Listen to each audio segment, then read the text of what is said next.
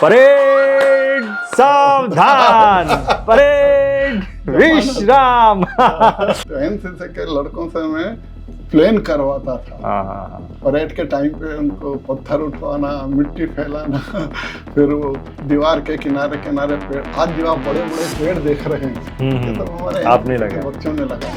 कुछ दिन तो मैं बड़ा दुखी रहा कि देखो इतना 28 साल नौकरी करने के बाद इस तरह से मुझे रिटायरमेंट लेना पड़ा कि मुझे टीचर ने स्टाफ में विदाई समारोह भी नहीं की। मेरा एक सिद्धांत था और मैं हर बच्चे को अपनी बेटी मानता था। स्कूल की हर टीचर को मैं बहन मानता था। यहाँ तक कि कम से कम 5-6 टीचर तो मुझे राखी बांधती थी। राखी उन्होंने कहा बेटा तू अकेली क्यों करती? बोले मेरी माँ सोतेगी। अच्छा। और सब काम मेरे से करवाती, मुझे पढ़ने का लिखने का टाइम ही नहीं मिलता, मैं क्या करूं? तब मैंने प्रिंसिपल उपाध्याय को और टीचर को बुलाया। क्या इस बच्चे की प्रॉब्लम समझो। ये होमवर्क करके नहीं आते, आप इसको मारते हो, बाहर खड़ा करते हो, इसकी प्रॉब्लम समझो। उनके सामने सब उसने बताया। तब उसके माँ बाप को बुलाया। मैं तो एनसीसी में था, एकदम खड़े किए प्रिंसिपल के सामने। प्रिंसिपल चुप। मैं बोला अगर कल से इस लड़की से तुम मेरे साथ कोई भी काम करवाया, सीधा पुलिस तुम्हारे घर आएगी और दोनों को अंदर कर दूंगा। बोले कल से आप ज्वाइन कर लो। दूसरे दिन मैंने ज्वाइन कर लिया। मैंने 2 कंडीशन रखी। एक तो आपको एनसीसी देखना पड़ेगा और हमारा स्पोर्ट तैयार करना बच्चों को। मैंने कहा फिर ये तो मेरे चॉइस के विषय है, करूंगा। उसके बाद 1 महीने बाद प्रिंसिपल ने मुझे बुलाया। अरे बोले आपकी फाइल बनाना, एप्लीकेशन तो दो नौकरी के लिए। पॉपुलर हुआ मेरे एक्टिविटी में, एनसीसी में, स्पोर्ट्स में, कल्चरल एक्टिविटी में, एजुकेशन में। ऐसा कोई फील्ड नहीं था जिसमें जोशी सर ने स्कूल को योगदान नहीं दिया। करेक्ट। तो कुछ टीचर थे जो जिनके सब्जेक्ट थे, लेकिन मैनेजमेंट है वो मेरे को ड्यूटी देते थे, वो नाराज होते थे। वो लोग चिढ़ते थे कि जोशी सर को जोशी सर। तो उन्होंने ये सब फिर हमने पति पत्नी ने साड़ी का बिजनेस शुरू किया था। अच्छा। कथा करने। कितना समय आपने ये सब साड़ी बेचने का काम किया? 2010 में मेरा लड़का इंजीनियर हो गया, बहुत अच्छी जॉब लग गई। बोले पापा आप ये छोड़ दो, अच्छा नहीं लगता है। आज तक किसी टीचर ने स्कूल में किसी बच्चे को गाली देना सिखाया? लेकिन कौन बच्चा नहीं जानता? किसी भी बच्चे को बोले सब गाली देना जानते।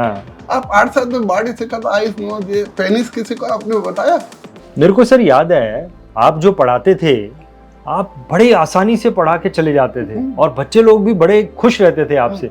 ये डे 1 से ही था या आपने over the period of time ये कला को अर्जित किया? नहीं, मैं एक ऐसा टीचर था कि 70% बच्चों के परिवार से मिला। अच्छा, क्या बात है, क्या बात। ठक्कर बापा के 90% पेरेंट्स मुझे जानते हैं। हौसला ताइक नगर, लाल डोंगर में, चेंबूर कैंप में, सब बच्चों के पेरेंट्स इतने, क्योंकि जब आपको बच्चों का बैकग्राउंड पता चलेगा ना, तो आप उसको सही एजुकेशन दे सकते। कल पेरेंट्स को लेके आना।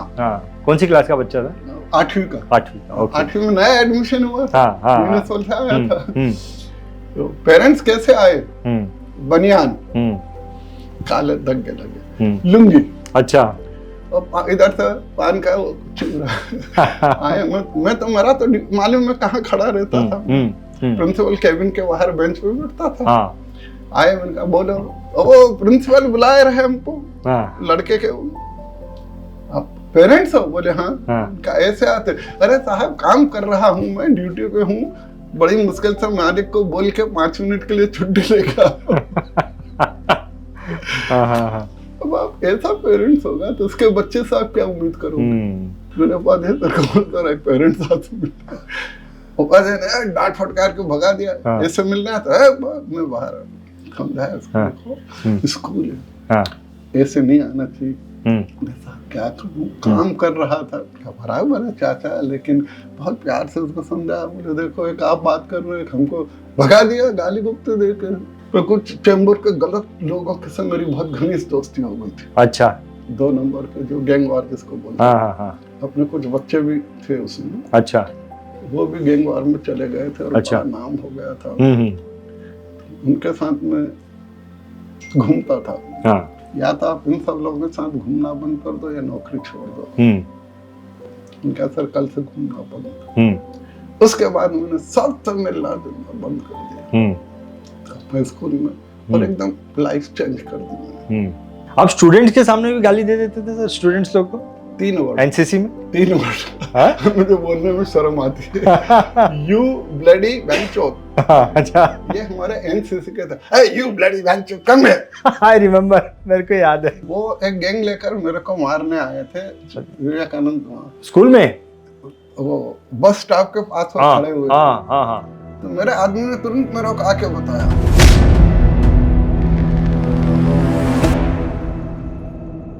26 ऑफिसर है ना, 24, 28, 30, 35 साल के। मैं इन सब में बेस्ट ऑफिसर का प्राइज लेके जाऊंगा। पगार गवर्नमेंट बच्चों को मारने का देती है या पढ़ाने का देती है? नंबर 1। नंबर 2, अगर मारने से बच्चा सब पढ़ लेगा तो अपने काय को मेहनत करना, जाके क्लास में मारो ही जाके, सब बच्चों की पिटाई कर दो और बेंच पे बैठ जाओ और बोले पढ़ो रहे अपनी अपनी किताब, सब पढ़ लेंगे। आपका सबसे बड़ा अचीवमेंट आपको क्या लगता है एज ए टीचर? सबसे बड़ा अचीवमेंट ये कि मेरे अंदर एनसीसी की वजह से, टीचिंग की वजह से कम, एनसीसी की वजह से मेरा बहुत बड़ा कॉन्फिडेंस, एक formula, nothing is impossible in the world, only you have to approach. बच्चा स्कूल से आया, बूट खोल के ऐसे फेंक दिया, यूनिफॉर्म ऐसे फेंक दिया, उधर बोल दिया, अब मैं आके मोजा उतार रही है, तो भाई उनको बोलता देखो, जब फॉरवर्ड बॉल गोल करने आए तो बॉल को तो मत देखो, फॉरवर्ड को देखो, उसको आगे मत दौड़ना दो, गिरा दो सारे को, मार दो। सर, आपको अपनी जिंदगी को अगर एक लाइन में डिस्क्राइब करना हो तो कैसे करेंगे? I am the happiest man in the world. मैं घर से निकलता हूँ, दुकान पे समोसे गरम गरम बनते हैं, इच्छा होती जाता है भाई एक समोसा चटनी डाल के दे, खाता हूँ। मुकेश अंबानी खा सकता है, अमिताभ बच्चन जाके खा सकता है, नहीं। बाजार में घूमता हूँ, घूम सकते हैं। रात को चौपाटी जाता हूँ, 9 बजे कपड़े उतार के लेट जाता हूँ और मालिश वाले बोलता है मालिश कर, अमिताभ बच्चन करवा सकता है, मुकेश अंबानी। मुझे कोई पूछता है ना जोशी जी आपकी उम्र क्या होगी, मैं उनको जवाब देता I am a young man of 79 years. तो आप बूढ़े नहीं हुए, स्टिल यंग। बिल्कुल। इस संसार में 3 चीज ऐसी है जो, इसलिए मैंने बोला don't believe anyone except yourself, लेकिन बहुत लेट मुझे समझ में आया। सर, आपको क्या लगता है आपकी ताकत क्या है, सबसे बड़ी ताकत क्या है? आत्मविश्वास। कोई ऐसा स्टूडेंट जिसने बहुत तरक्की की हो आपका पढ़ाया? एक स्टूडेंट है, प्रद्युमन जैन। प्रद्युमन जैन कौन से साल का स्टूडेंट है आपका? वो 75-6। 75-6, ओके। आज वो अमेरिका में नासा में chief senior engineer. Hindi medium का लड़का, क्या बात है, क्या बात है। हिंदी मीडियम का लड़का नासा में इंजीनियर, क्या बात। सीनियर टॉप 40-45 साल की नौकरी हो गई।